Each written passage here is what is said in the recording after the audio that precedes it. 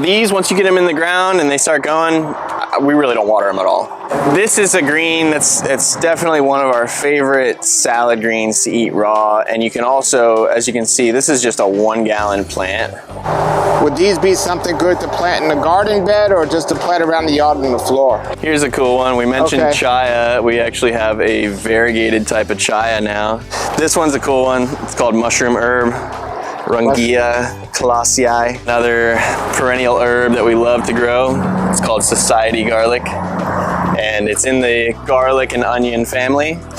So this is the Scotch bonnet pepper, and this is an heirloom pepper that is by far the favorite in Jamaica. So this right here, in case you're not familiar with it, this is sugarcane, and it's one of my favorite crops to grow because it's so easy and what it produces is so good. Hello everybody, welcome to Fruitful Trees. Today I am at this amazing place, Incredible Edible Landscapes, and food and fire supply source, South Florida's #1 food supply store. We're gonna go in today and we're gonna meet the owner, Connor, and we're gonna check it out. Now they have an amazing selection of fruit trees. The real reason I'm here today is because I want to get some perennial greens, and they have a super amazing stock of perennial greens. So I'm excited to get those and check those out. This is really a wonderful place, and you definitely want to get out here. We're going to meet Connor and we're going to look at some of the fruit trees, but focus mainly on the edible greens he has here today, because you can't find, there's a lot of nurseries that have these fruit trees, but you can't find these edible greens at your average Home Depot or even at your average nursery. Really, really impressive stock. So let's go meet Connor and let's see what we got growing on. Okay. All right, everybody, here's the owner, Connor. Him and his wife have this amazing place, this nursery, and it's been a while since we've been here. How you been, man? Wonderful. Building a lot, growing a lot of plants. It's been a blast. Good mango season this year, just ending right now. Yeah, besides the amazing selection of fruit trees, which we're going to look at, it's been a while since we've been here, and what you do that a lot of the other nurseries don't focus on is the edible greens, and that's the name, Incredible Edibles, right? Right. So tell us, why did you go away from the standard just amount of amazing fruit trees, which you do still carry, but you added all the edible greens? What made you get into that? Right, so the origin of Incredible Edible Landscapes actually really started with perennial veggies as much as it did fruit trees.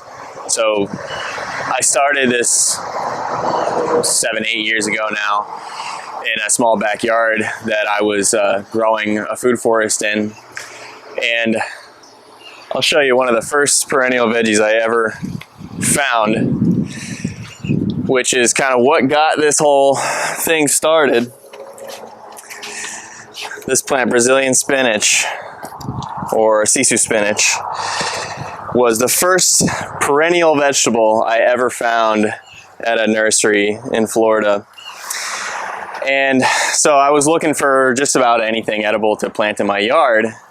And so I grabbed a couple of these and planted them and realized that they just took off like no other vegetable. They're way more hardy than kale, tomatoes, cucumbers, any of that stuff. And so I learned what a perennial vegetable is. It's just like any other perennial. It grows all year round for multiple years. It's not like a lettuce or a broccoli where you plant it once and you harvest and it's done. And if you don't get your timing right, or if you don't get your fertility right, or if there's pests, you might totally lose your crop and you have to start again next season. The perennial veggies are my favorite because you plant them once and they do great all year round for a long time, and even if they do get pests or if there's issues, you cut them back, they keep growing, they can endure the summer. And so that was the first perennial veggie that I found. That got me started, and it led to a whole collection of different tropical vegetables from really all around the world. And the funny part is that in the US, every other state besides Hawaii is totally different than Florida. And in Florida, our climate's a lot more similar to places around the rest of the world near the equator. So like Southeast Asia and Central America and island countries like Jamaica. So our weather's really a lot more well suited for growing perennials, like the Brazilian spinach, like the longevity spinach, like chaya, katuk, cranberry hibiscus, yucca. We'll go look at all of those, a number of root crops too. And so being that it's so much easier to grow these, especially within a food forest setting amongst the fruit trees, that's kind of what I really got into as we started. And this one plant led to another and another in the collection, and that's kind of how the nursery got going. So we started propagating a lot of interesting edible plants that other garden centers, certainly Home Depot, wasn't growing this stuff. And so we kind of found a niche that way. Sure. So when you say you can grow it amongst fruit trees, I know a lot of these require full sun. So fruit trees produce shade. So would somebody place this where they would normally put a fruit tree to get full sun, or can you plant these under fruit trees? Well, a lot of them don't necessarily need full sun. And the cool thing is, even if they would produce better in full sun, if they're shaded out for a portion of the year, it doesn't cause too much detriment, because that plant is going to be growing for several years, and you can just trim that tree back, or you can propagate another plant from cuttings and plant it in another spot. So like as the food forest kind of matures and things change, like where you have small fruit trees and lots of sun one year, several years later you'll have larger trees and a little more shade. These perennials will actually adapt to that. So I've had, like Brazilian spinach, for example, I've had this growing in full sun in many different spots, and then I've planted it underneath mango trees, and it actually thrives there. So they're a lot more adaptable, and compared to annual veggies, like annuals, if they don't get exactly the conditions they want in the right season, narrow window of months, then you're not getting a crop. These are much more adaptable and much more kind of forgiving. When you say they last a few seasons, like what are you talking, 2 or 3 years or forever? Like, I mean, potentially 5-10 years, or, you know, there's not really a set limit. Like in comparison, like a lettuce or a kale or broccoli, it's going to grow. It has this natural cycle where it's going to flower, or in broccoli's case, it's going to produce a head. And then it'll kind of be done, because it's done its job. It's made the next generation of seed. A lot of these perennials don't even produce seed, or if they do, it's not the end of the life cycle. It just keeps on growing. So potentially, if you have them in a spot where they're really, really happy, they can grow for many, many years. Are all the perennial greens? I know some of the more popular ones, you could literally take like one of them out of the ground and stick them in the ground somewhere else, and they'll grow. Is that true for all of them, or it depends on which ones they are? It's true for a lot of them. And actually, in fact, well, let's look at the Egyptian spinach right here.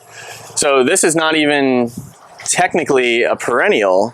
This is actually, I would consider it more of an annual. It's a long-term annual.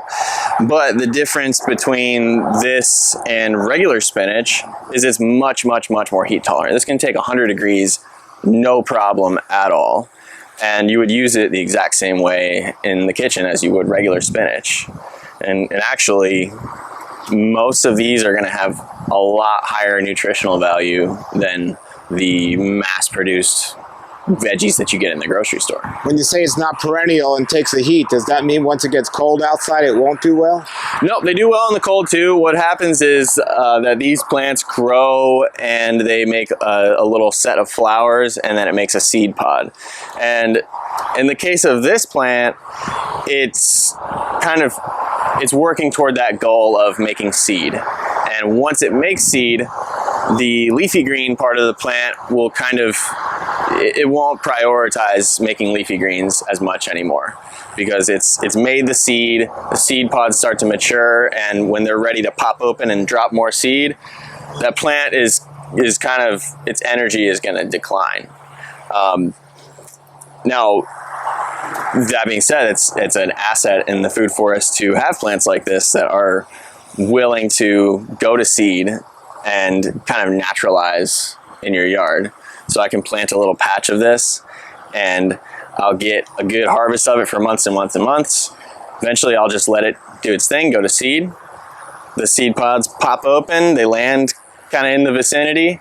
I'll have a bunch more of these popping up without me doing anything. And then I can pick the ones that kind of land in the right spot where I want them to be. Sure. When I was in New York, I did a lot of wild foraging, wild foods. Would you consider those edible greens for the north, and these are the wild edibles for the south? Yeah, and a lot of those wild greens, people will take them and kind of select the best ones, the best specimen that's got really good traits, and they'll do that over and over a number of years, and then you've got a cultivated crop. So this Egyptian spinach, like this particular variety, we used to grow the common one. Now we grow this one. It's called Giant of Bertrotha. And so this probably started as a wild green, and people just select, like, you know, out of 100 little sprouts, one might be a little different, might make a bigger leaf. In this case, they're much bigger leaves than the regular one. Like, oop, let me find you a giant one. That's about 5-6 times the size of the common Egyptian spinach leaf. And so somebody just saw this variation of a seed and said, okay, I'm going to isolate that one. I'm going to grow that one out until it kind of stabilizes. And now every seed that comes out of these makes this giant leaf one. So it's just kind of a natural improvement, human selection of crops. Does this particular one create a seed that when it's near its end where that won't just drop, that you can collect and replant? Oh yeah, you can collect them. You plant a couple of these, collect some seed pods. When they're ready, you'll have more seed than you'll ever need. And what's actually cool about this in particular is they're not doing it right now, but when they flower and start to make that seed pod, it's almost like a little miniature okra. And you can pick them off when they're green. You can eat them. They taste like a cucumber. So oh, wow. it's an extra. That's my favorite part of the plant, actually. We use the greens, but those little pods are really tasty and super awesome. And then if you just let them continue to mature, they'll get hard and fibrous, and the seeds will be ready inside. When you replant a seed, is it best to plant it in a pot or replant them in the ground? With hardy plants like this, all you really need to do is just kind of rough up the ground, and you can scatter seed. You can also start them in trays. You can start them in pots and transplant them. It's kind of up to you. I know some of these wild greens, you got to be careful. Like, you can't eat too much of it or they might become toxic.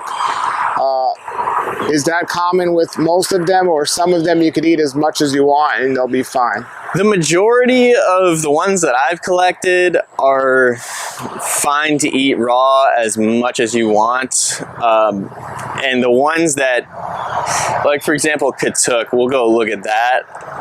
There, if you Google about katuk, you might eventually find some info on people that have made themselves sick because they consumed way too much of it. But that's like kilos and kilos. I think it was a fad that juicing a ton of katuk would help you lose weight. Yeah. And so people would take tons and tons and tons of it, juice it, and then get sick because it's a too high concentration of certain nutrients at once. That's really it. There's a couple that are better cooked, or like maybe I prefer katuk in its cooked form rather than raw, but you can eat them raw just the same. Okay, so what about the vine here? Can this be juiced at the middle part? I'm not certain on this one. I think they get kind of fibrous. You can take, like if you're harvesting, you can kind of take the tops like that, and this tender young growth is totally fine, and like you can eat that. You don't have to be, terribly precise about it, but they do get a little bit fibrous as the stems kind of mature like that. So I wouldn't put that in your juice. Now, with some things like chaya that need to be cooked, it's not an option. Like they're pretty toxic if you don't cook them. Yep.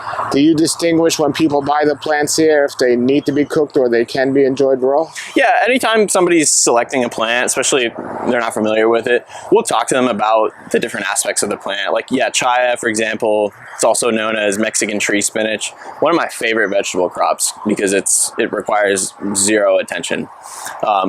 That has a cyanogenic compound in it. Now, if you eat a few chaya leaves, it'll give you a tummy ache. It's not going to kill you. You don't have to go to the hospital or anything. But it's not meant to be eaten raw. It should be cooked. And we compare it to collard greens, like the traditional southern collards recipe. It's a long, slow boil, lots of flavor. And that's how we cook chaya. So yeah, we'll discuss, various aspects of the plant when people are picking them out here. Make sure that they know what they're doing. All right, show us. So you got the Egyptian spinach here, the big leaf Egyptian spinach. And here's a new one that we started propagating recently. It's one of my favorites. It's called Jewels of Opar. And that's edible raw? Yes, this is actually... the wild purslane, right? The weed that pops up in everybody's yards. So this is another example of a cultivated version of it. And so this is basically purslane, but it's a larger leaf and it's more substantial of a veggie crop, so it's kind of like the same nutritional benefits. Well, purslane is one of the most nutritional plants on the planet because it's a vegetarian source of the omega-3s that you can't just get from a lot of vegetarian foods.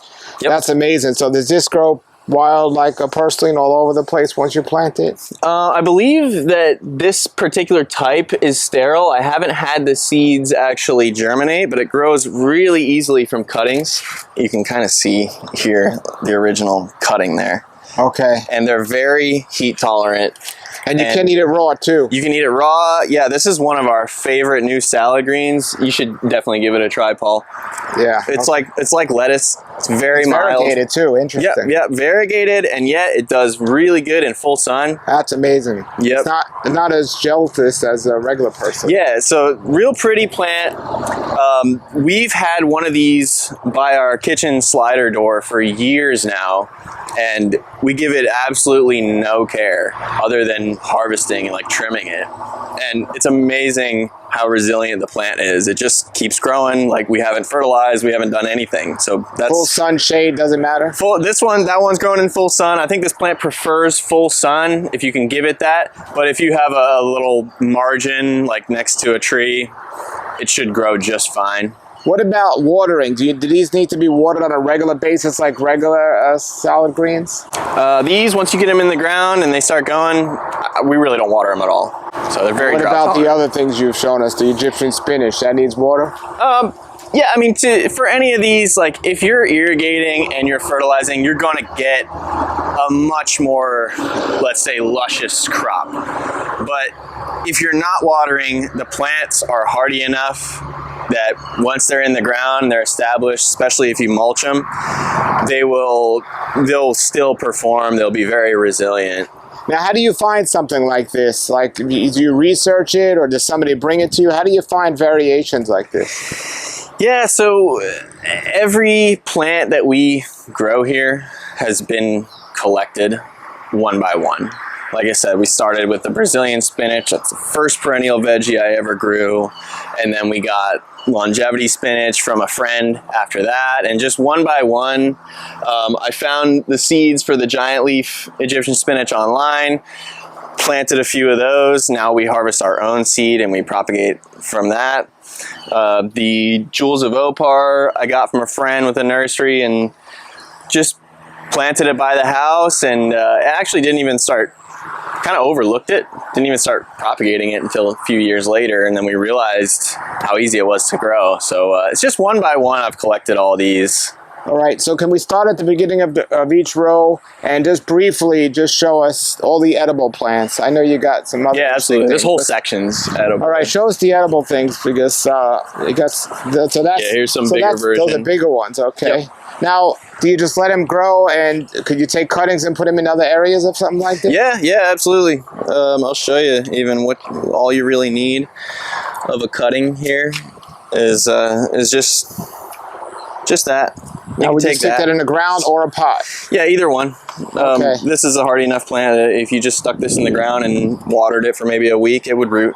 Now is this new or old growth here? So this is what actually it makes these little pink kind of flowers that turn into a seed pod. Like I said, I think this one is sterile, so the seeds aren't actually viable in there, and that happens sometimes just with some of these plants. I'm going to get some of those today for sure. But there's so after this you have your cranberry hibiscus, which is yeah, cranberry hibiscus, one of my favorite ones. You throw that in the salad, it adds some tangy flavor to it. There's Okinawa spinach, which is... Yep, this is Okinawa spinach. And a lot of these just got trimmed back. It's that time of year. Everything's growing so fast. We have to maintain. There's the big leaf Egyptian spinach. Yeah, here's a katuk. I'll briefly mention this one. One of my favorite greens because it will grow in sun or shade. It needs zero care. You don't have to water it. It tastes great. It tastes kind of like broccoli or like sweet peas. It's got a lot of protein in the greens. I love it. I eat that every day. It's one of my favorites as well. Yep, and in a garden setting, these don't take up too much space. They grow tall. They grow up to about 7-8 feet, but they're very skinny. And you can harvest and just cut the top of it down, take your greens in, do what you want with them, and it'll just grow right back. So two things. So you can take the cuttings also and stick them in the ground and they'll regrow. Yes, absolutely. Right? Now, when you said you harvest all of them, nobody's going to eat that much katuk, right? Because then it'll be too much if you just cut it. Yeah, so you can take what you need for a meal, or what we'll like to do is actually we'll go, and this is kind of part of our food forest maintenance. So we'll go and like there'll be several katuk plants. We'll cut them all way down, get a ton of greens at once, and then take them inside, wash them off, and freeze them. That way we just have this ready to go inside the house, and we'll do that with chaya too. Some of these greens, that's the best way to actually to do your harvest and your processing, is to just do a seasonal cut and then store it all inside in the freezer, however you like to do it. With the chaya, do you cook them before you freeze them? Yeah, we flash boil them, and then we squeeze it all into a Ziploc bag and throw it in the freezer, and that lasts for months. We'll let the plant grow for 6 months. We'll cut it down to a stump, get all the greens, and then and we have it ready in the kitchen whenever we want to use it. We use it all the time. All right, nice. Okay, and then we coming down this middle aisle here, you have the salad tree. Yep. Tell us more about the salad tree. Yep, so this is Abelmachius manahat is the Latin name. It's in the hibiscus family. And you can see how gorgeous the leaves are. How tall will that get? They'll get to, it depends on the variety. We have 5 varieties we grow here. The bigger ones will get to roughly 6 to 8 feet. Kind of a large bushy plant. And this is a green it's definitely one of our favorite salad greens to eat raw. And you can also, as you can see, this is just a 1-gallon plant, and the leaves are already that big. Wow. When the plants you plant them in the ground, the leaves will get big, like a Chipotle tortilla size, and you can make a burrito. Yeah, full sun. They'll handle a little bit of shade. There you have a purple one. Yeah, we have like this cool deep burgundy colored one. That one always gets sold super quick. Well, I'll take that one. Hold on. Okay. Yeah, we'll reserve that. So when you say you have 5 varieties, is there, other than the size of a leaf, what's the difference of the varieties? It's just the look of the leaf, basically. So we have like this one that it's almost like a heart-shaped leaf with a pink stem. And then we have like the red colored one. We have this other one that makes more of like a spade-shaped leaf. And I think we're out of them up here right now, but we have one that makes like a really finger-shaped leaf. And that one grows a little smaller, and it actually seems to be our hardiest one. Like, it can take the most brutal conditions. What's that one called? I don't have names for them. Gotcha. I don't name them different things. They're all salad tree here. It's just different kind of leaf shapes and colors. Now, I asked you before, but I'm going to ask you on camera for people that have the same question. Would these be something good to plant in the garden bed or just to plant around the yard on the floor? You can plant them in the garden bed, but I would recommend putting them in the ground because you can, because they're hardy, they last long. You're going to be planting it and most likely growing it in the same spot for multiple years. So when you build a garden bed, that's typically for the purpose of growing annual veggies that you're going to cycle out in a typical season, which here is fall through spring. You might grow a crop, harvest, pull it out, and replant 4 or 5 times in the season. So if you have a really big plant like a salad tree in there, it's just kind of eating up that space that is normally intended to be on a rotation. So, but you can plant them maybe in late spring and grow them through the summer here, which is the off season for annuals, and then just pull them out in the fall and prepare again. You'd be the guy to ask this question. Mm-hmm. So when people are planting fruit trees, if they have a drain field, they don't want to plant the tree on a drain field because they don't want to mess up the drain field. Right. Would these be acceptable to plant on a drain field, or would you not recommend it? They would be, because they have very shallow roots. They really don't have too aggressive of roots. And so this plant will sometimes grow and get a little bit top heavy, and the wind will kind of push it over, and then it'll keep growing kind of on its side. So yeah, this one, I wouldn't worry about it if you were putting it too close to your drain field. What about the concentration of the stuff that's coming up from the drain field? Will that get in the plants and could be toxic? Well, if you have a well-built drain field and it's properly maintained, it's really not something to worry about, because nothing's going to come up from there. It's going to be leaching down if it's done properly. Like, I have pineapples. I have a pineapple patch, 60 pineapples planted directly over top of my drain field. Gotcha. I don't have any so worries you're not worried about the roots going? No. As long as it's a properly built drain field with a good percolation and your septic system's running the way it should. And basically a properly draining field is one that drains. You're not going to step in like water. Right. It's supposed to be at a high point with a good kind of perk level of the sand below it. My grass over my drain field actually grows more than other parts of the yard because of the nutrients. Not only is it acceptable, but it would be preferable to plant these over a drain field because of the extra nutrients in the soil. And you haven't thought about that? No, I wouldn't really recommend that. But it's not something that, in terms of a tree with very vigorous roots that can potentially get into the plumbing and clog it up and cause issues, this wouldn't be one. Gotcha. Okay. Well, let's just really name all these quickly here in each row, and then we'll come around that row. Here's a cool one. We mentioned chaya. We actually have a variegated type of chaya now. Variegated chaya. You can get a closer look at that. And again, these I know you can plant them just right in the ground. They grow like big. Yeah. That would be a big tree. Yeah, absolutely. We just cut these all back this morning because they were getting very tall. But that's what the leaf looks like. Mexican tree spinach. And that's chaya. Yep. Okay. Is that what they call it? Mexican tree spinach? That's one name for it. Yep.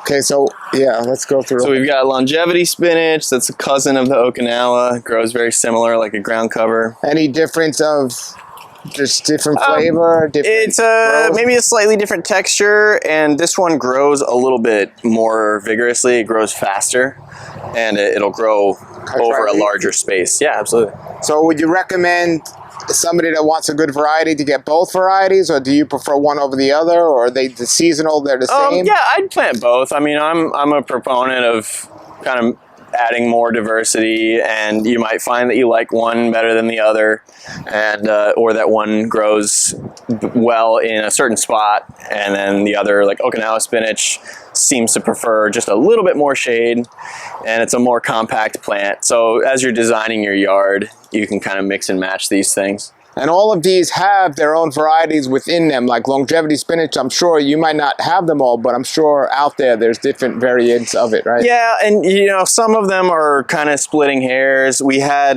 so this is Guinura procumbens, and we had acquired another Guinura species very similar to this, but with a little bit less appealing of a texture. And so like I'm a collector, but that one I was like, okay, we're gonna just let this one go, just for the sake of our organization here.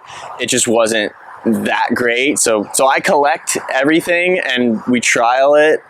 And then like right now, on a different note, I am really whittling down our fig varieties that we're growing. Sure. I collected tons and we've evaluated, we've researched, and we've seen which ones are the best.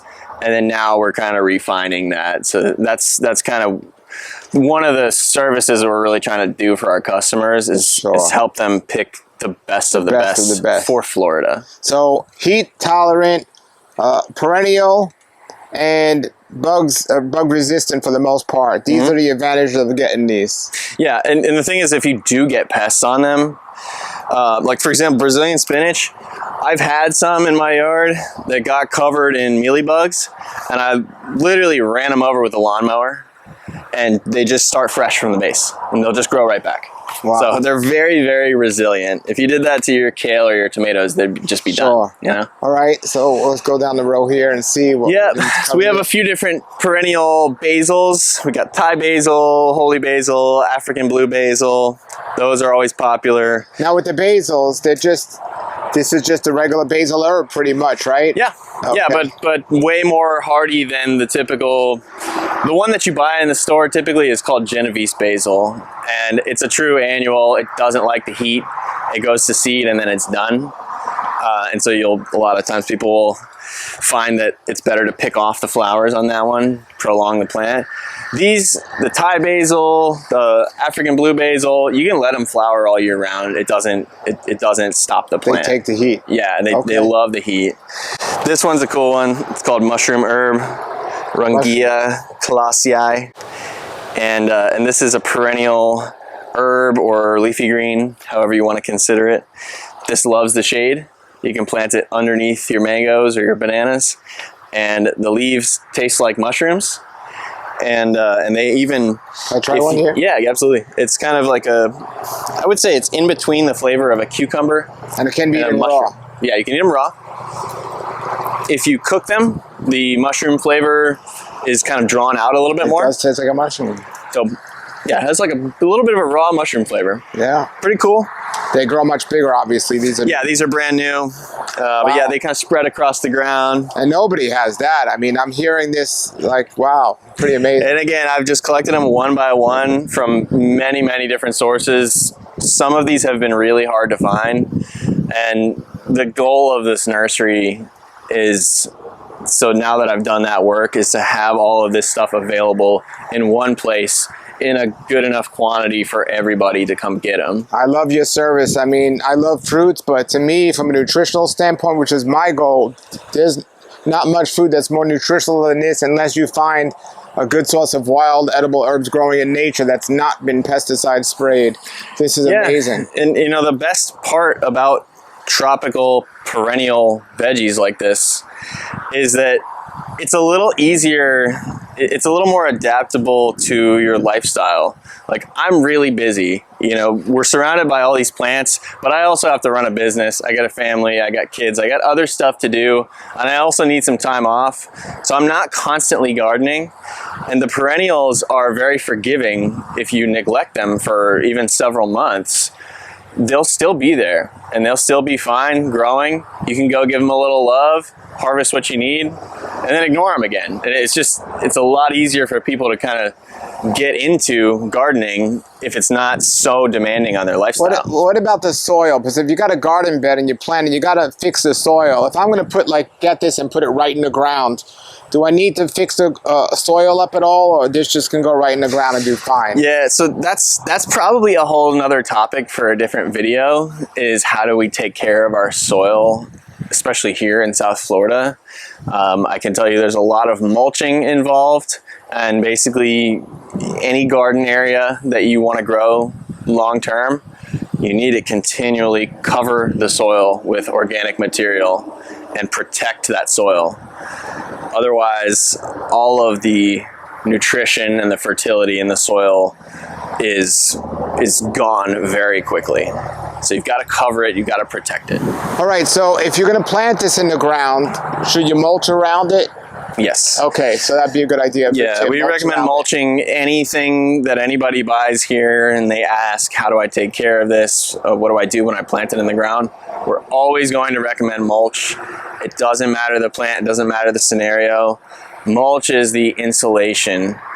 I usually describe it as if you've ever walked across the beach with no shoes on in the middle of the day, your feet are going to start feeling like they're getting burned very quickly. That's what happens to the roots of these plants here in South Florida. If you plant them and don't mulch, they're feeling that burning sensation all day long. And they're way tougher than we are because they can endure that, but they will not be happy about it. Sure. So the difference is you mulch, and that is the insulating layer. It keeps the heat of the sun from affecting the roots so much. When you water, it locks in that moisture and keeps it right there where it's needed. And over time, the mulch decomposes. It also adds more fertility to the soil. The quality of the soil gets better and better. Wonderful. So mulching, if I can give you one tip, mulch. And not the mulch you find at the big box store. Find a local tree trimmer or someone to get their mulch. Yeah, that's ideal. If it comes down to that, I'll tell people any mulch is better than no mulch. If you're planting today and you don't have access to arborist mulch, or you don't have a big enough yard for a truck to come dump it for you, go to Home Depot, get a bag of cypress mulch. It's better than nothing. You're still going to help protect that plant. But yes, if you have access to tree companies that they run a chipper and they can dump that fresh natural mulch in your yard, that is ideal. Okay. So you got the basil here, the mushroom. Yep. This is the Tulsi basil or holy basil. It's one of my favorite tea herbs. This is when it goes to seed, right? Yeah, they're starting to flower, and you can harvest this whole thing and make tea with it. It's delicious. It's an adaptogenic herb and very aromatic. Just tastes amazing. Here's one I should mention. Check that out. A little flower. Okay, what is that? This is called Lipia alba, and I think it originates in Mexico, and the name for it there would be Juanilama. The botanical name is Lipia alba. So this is basically the native version of lemon balm. A lot of people want to grow lemon balm in their garden because it smells so great. They want to make tea with it. This smells exactly the same, but it's a very hardy perennial plant. You cannot kill it. You can plant it in the sunniest, driest spot of your yard, and it will grow with no babying, no care. And it's a super fragrant, aromatic, and tasty. It's for teas, but it can be eaten raw, right? Yes. Yeah, you can make tea with it, which is delicious. You can also, one use that we found for it is you can take leaves, chop them up fine, mix them in with your guacamole if you don't have lemons or limes. Adds a nice citrusy flavor. So we grow lemon balm sometimes in the fall and the winter. It doesn't last. It's prone to pests. It doesn't like the heat. This is the alternative that we really would prefer everybody grow in their yard. It's so much easier.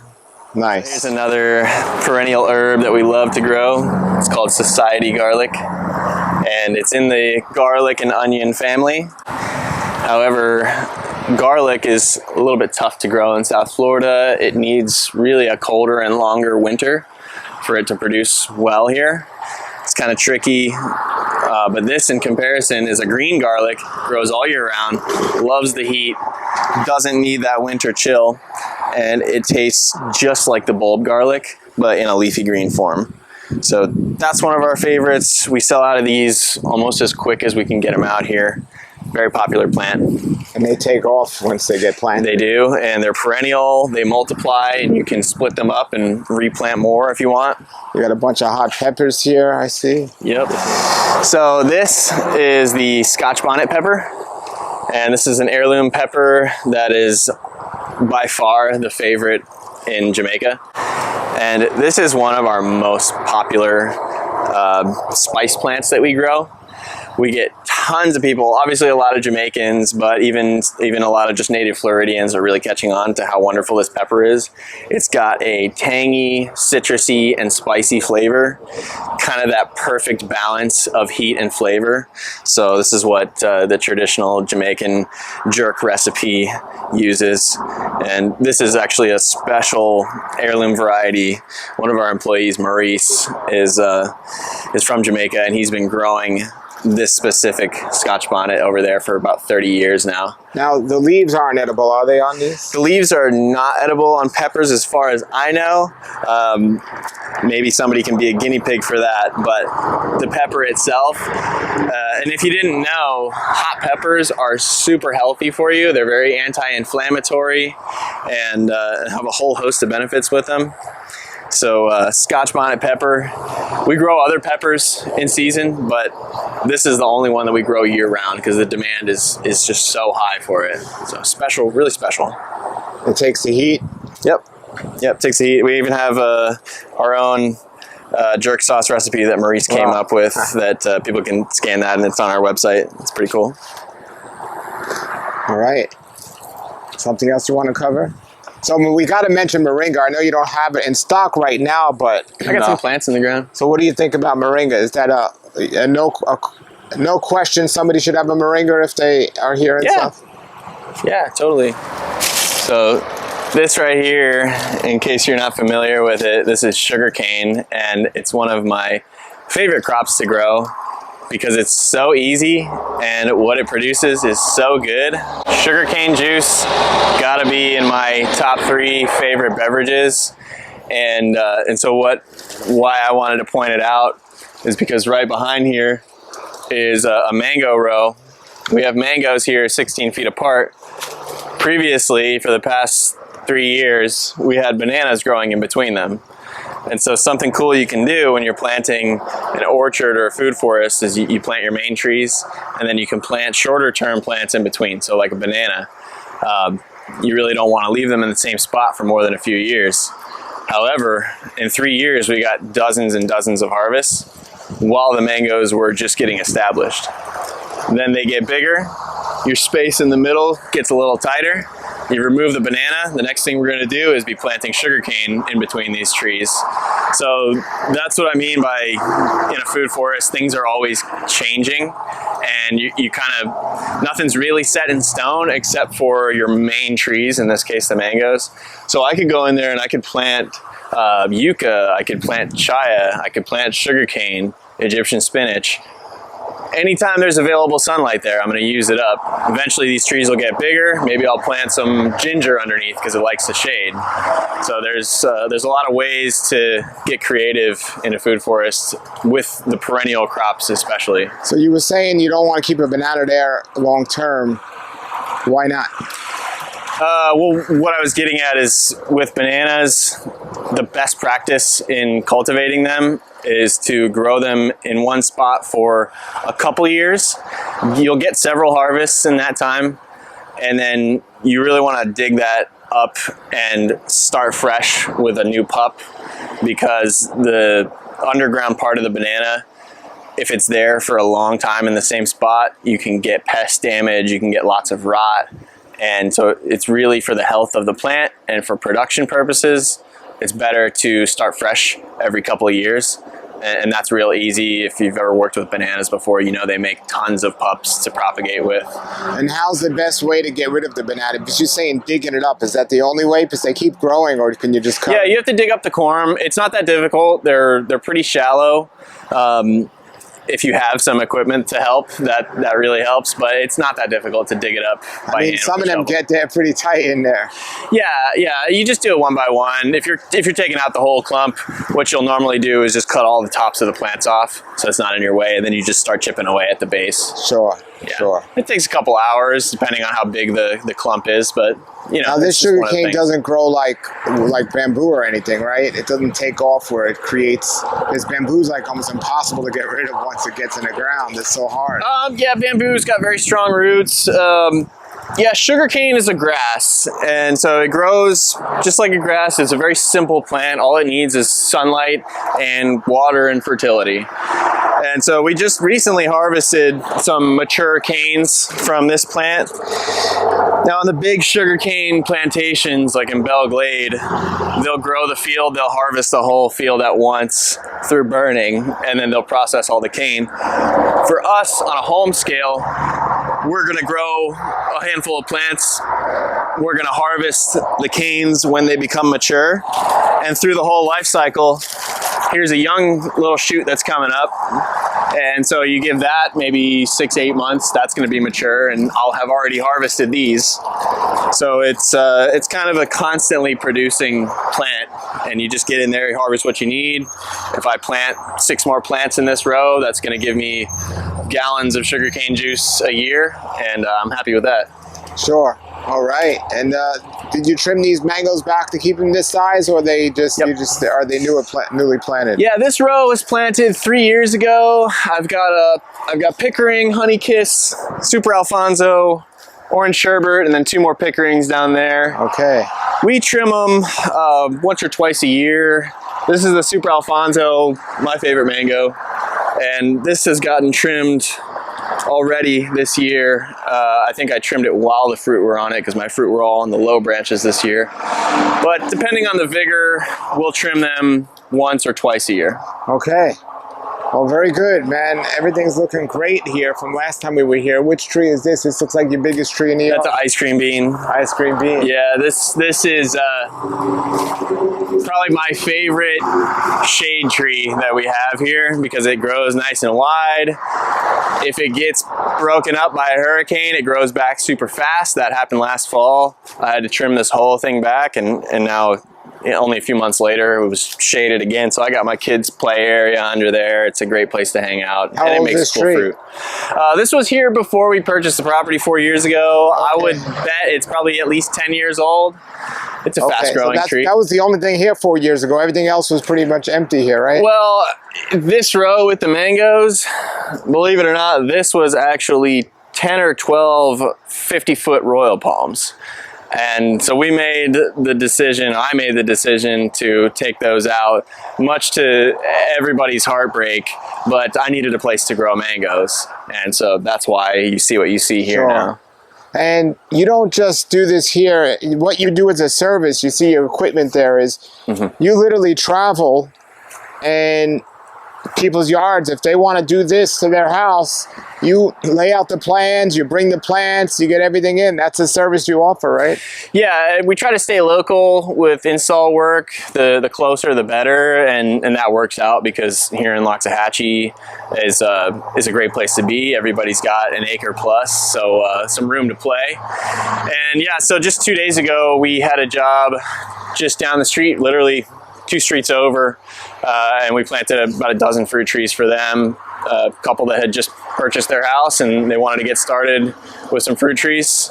So yeah, you can come here and you can pick out your trees that you want, pick some nice specimens, and we'll come deliver them, install them for you if you like, or we'll give you a free planting guide if you want to do it yourself. Make sure you take the right steps. Yeah, so we just launched a brand new online store this spring, and so people can go browse our entire inventory. We have really put a lot of effort into getting photos and descriptions and kind of an easy to navigate website for people to go, because we grow hundreds of plants and they're all special, they're all unique. So now you can actually go on our website and look through all the different collections that we have and learn about these plants. We've got, for example, 70 varieties of mangoes and dozens of tropical perennial greens, and you can go read about each one on there, and you can buy online for pickup here at the nursery, or we do local delivery as well. We're not shipping plants at the moment. That's probably going to be in the future, but for now our website is like a local resource for our customers, and it's also the place to go if you want to get notified of different events and workshops that we're doing. doing, which we have a few coming up. Yeah, you do workshops here, you know, grafting class, and you have your Mango Palooza every year here, which is wonderful. Now, I'm going to put your link below. Are any of your herbs here or perennials that have been in the ground long term that you could show us, that you showed us the plants of, or you don't have anything long term? Well, here's one right here. Big right now. Yeah, this is called African tree basil right here. Okay. And this is, again, a perennial basil. It's heat tolerant. You can see it's flowering. It'll flower year round, and it will never go to seed, and the plant won't decline like the regular basil will.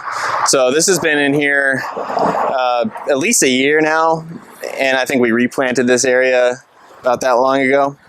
But it's a huge bush of basil. We give it zero attention. Obviously, there's bees working on it all day long, and we can come out here and harvest as much basil as we need anytime. Now, there is mulch there, but do you water this area ever? Nope, we don't need to water it, and the mulch really helps with that as well. Just rainfall is enough, and the soil having mulch on top helps to conserve that moisture when it does come. Is that the case with, you could have any of your edibles that you just showed us here, or the majority of them, where you just... Pretty much any of them.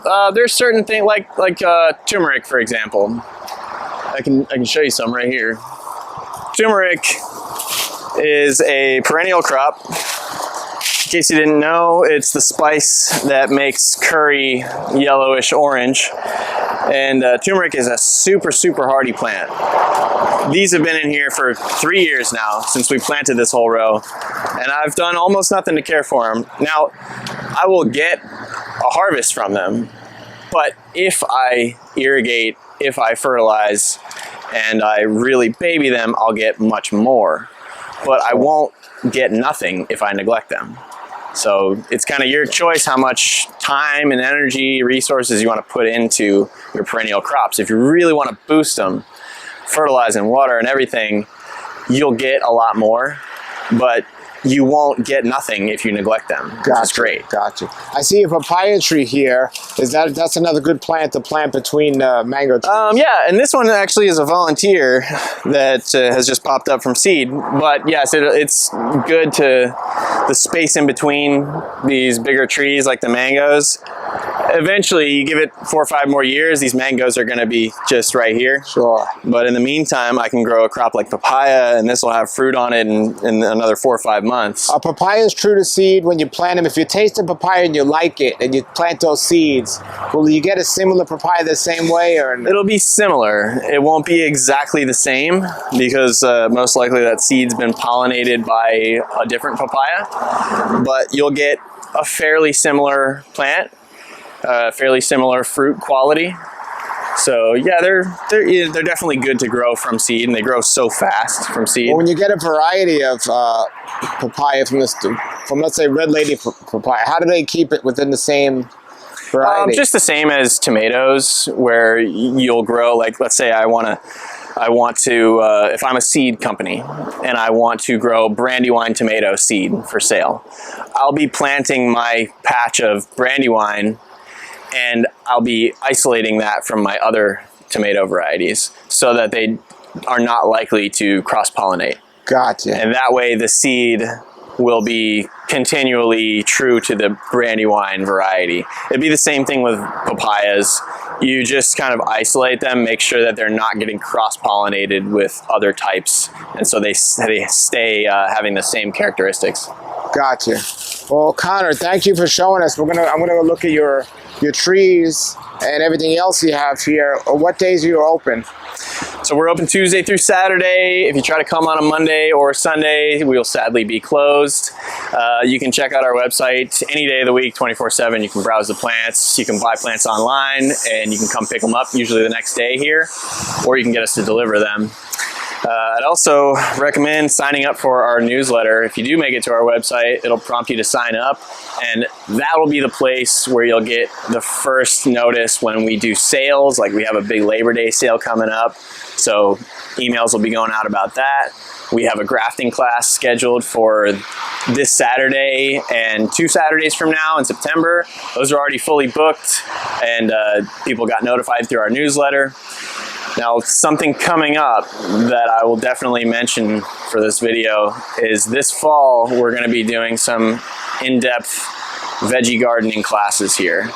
And we're gonna have 2 different sets of classes.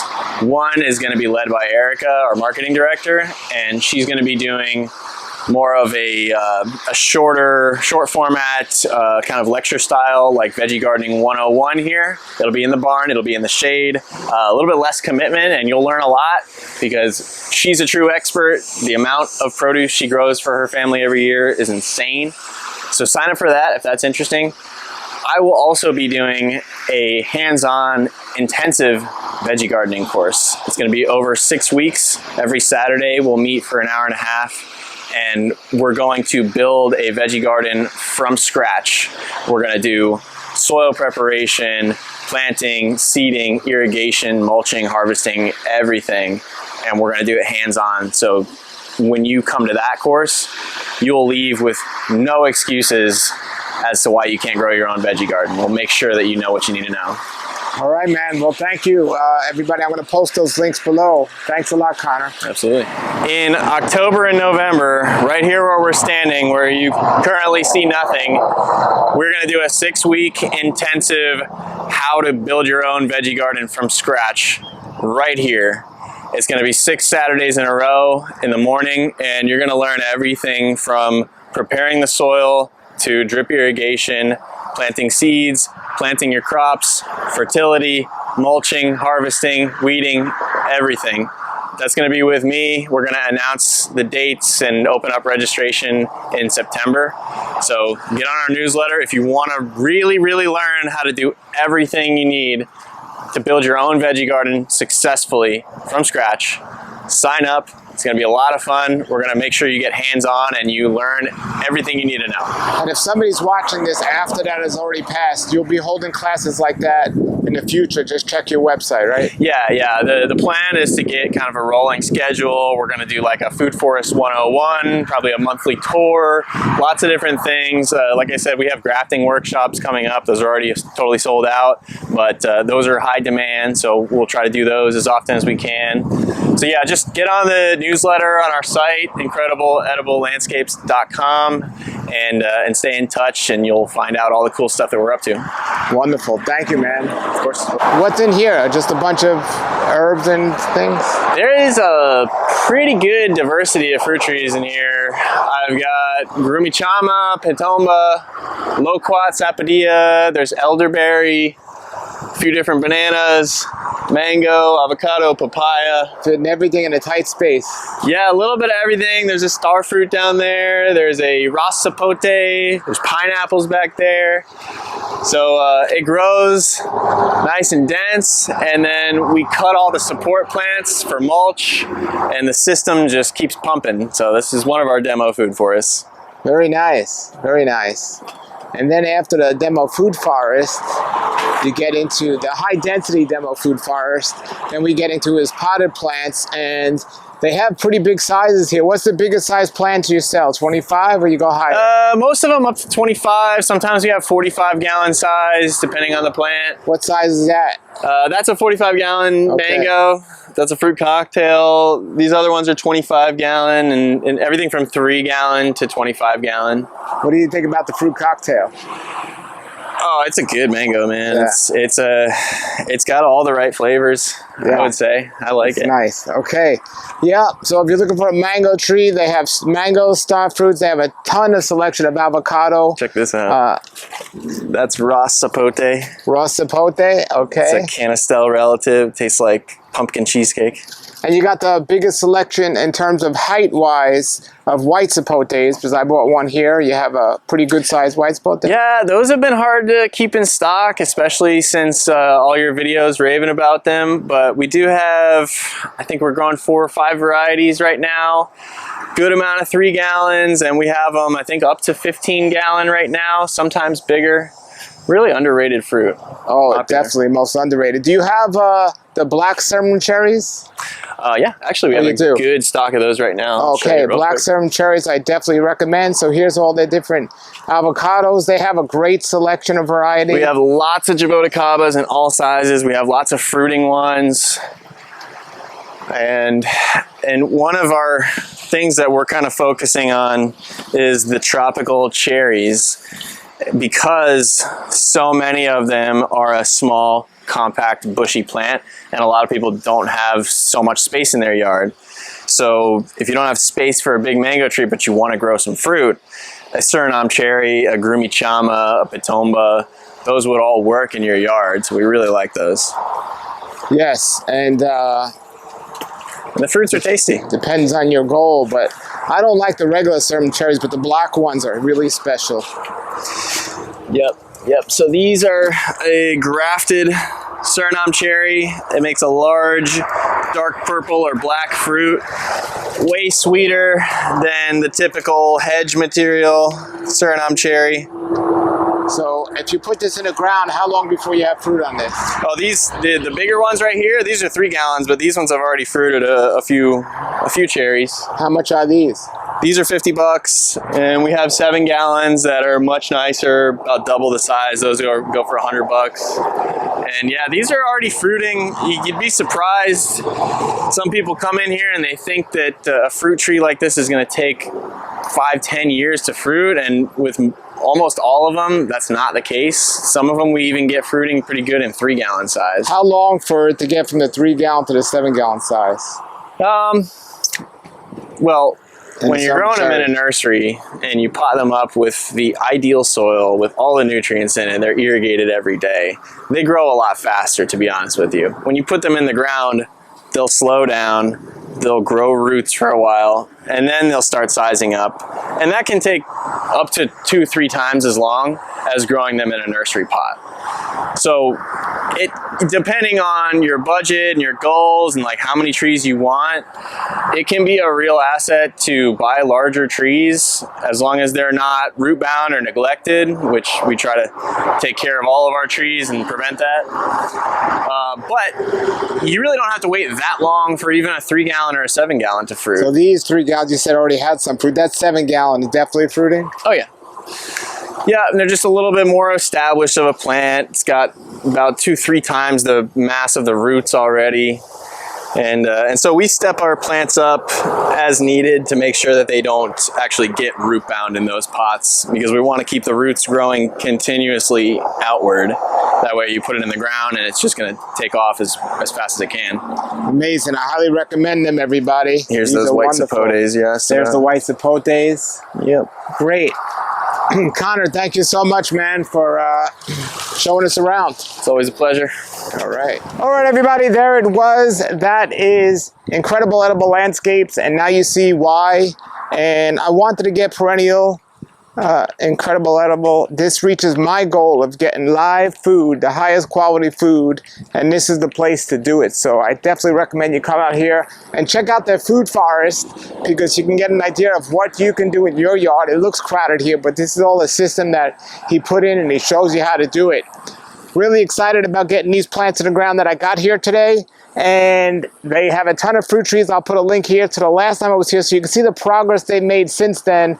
I highly recommend you take the classes that they have here if you're looking to learn those skills of growing a garden from scratch. Also grafting classes and other things they got going on here.